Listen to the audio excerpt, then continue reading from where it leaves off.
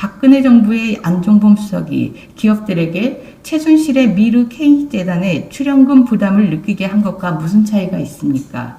이를 위한 한국판 뉴딜 투자 계획을 발표했습니다. 2025년까지 160조 원을 투자해 190만 개의 일자리를 만들겠다는 목표를 제시하고 한국판 뉴딜 원년격인 내년에 21조 3천억 원의 예산을 투입한다고 밝혔습니다. 그리고 오늘 문재인 대통령이 한국판 뉴딜의 첫 전략회의를 주재합니다. 이번 전략회의의 부제는 국민이 참여하는 뉴딜 펀드, 뉴딜 금융입니다. 금융위에서는 5개 정책금융기관장에 더해 10대 금융지주회사 회장과 미래에셋 삼성증권 대표 등 민간금융권도 참석해서 정책금융기관과 민간금융권의 자금 공급 계획을 논의할 예정이라고 합니다. 청와대는 오늘 전략회의에서 정책금융을 포함한 민간금융권의 역할을 강조할 것으로 보입니다. 160조 원 규모의 뉴딜 펀드에서 민간 부담액이 36조 원에 이르는데 이 중 상당 규모를 금융권이 부담해 줄 것을 논의할 것 같습니다. 문제는 한국판 뉴딜 사업이 수익을 내기 어려운 부실한 사업이라는 것입니다.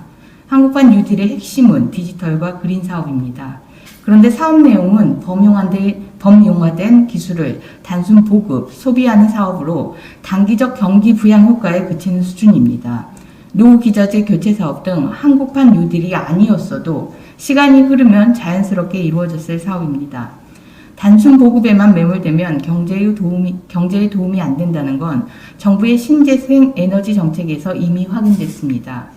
문재인 정부는 출범 직후부터 신재생 에너지 발전 비중을 2030년까지 20%로 끌어올리겠다는 정책을 밀어붙여 전국의 태양광, 풍력 등 발전소를 크게 늘리고 있습니다. 하지만 2018년 국내 신재생 에너지 제조업체의 고용 인원은 전년보다 3.9% 줄었습니다. 매출은 9.8%, 투자는 85.7%나 감소했습니다. 신재생 에너지 발전소의 핵심 설비와 기자재를 독일, 중국 등에 대부분 의존하고 있어서 국내 발전소가 늘어봤자 열매는 외국 기업이 따가고 있기 때문입니다. 유럽연합, 중국 등 주요국의 선택과 집중 투자 정책 기조와 달리 백화점식 나열 정책도 문제입니다. 이유는 AI 사업에만 매년 200억 유로씩 10년간 투자하기로 했습니다. 이에 반해 한국판 뉴딜의 세부 사업은 74개에 이릅니다. 내년에 20조 원이 투자가 되니 한 사업당 2,700억 원 꼴이 됩니다. 될 만한 사업에 수조 원을 투입해도 미래 먹거리가 될 히트 상품이 나오기 힘든데 이렇게 자잘하게 예산을 나눠 뿌려서 제대로 된 성과물이 나올 수 없다고 한탄하는 이유입니다. 또한 이명박 정부 시절 4대강 사업을 앞세운 녹색 뉴딜과 마찬가지로 내년 한국판 뉴딜 10대 대표 과제를 보면 주로 SOC의 예산이 투입됩니다.